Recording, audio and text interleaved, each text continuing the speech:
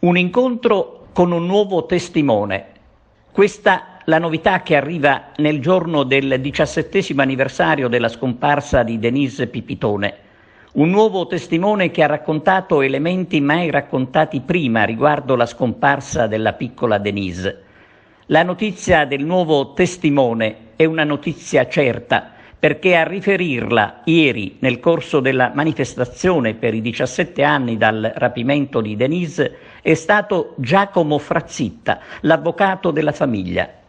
Questa persona, ha detto l'avvocato, ha contattato lo studio e seppure i motivi erano differenti, l'abbiamo sentita e ha raccontato delle cose che prima non aveva raccontato e mi chiedo il perché, visto che si tratta di elementi che sicuramente avrebbero fatto bene nel processo principale.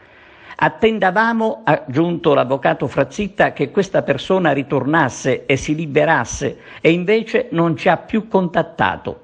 Il legale ha chiarito che l'escussione è stata registrata così come prevede il codice di procedura che a breve, ha concluso, depositeremo alla procura di Marsala. L'invito dell'avvocato Frazzitta è stato ancora quello di aprirsi e confidare nella giustizia. Intanto la novità arrivata proprio ieri riapre le porte della speranza, soprattutto per mamma Piera.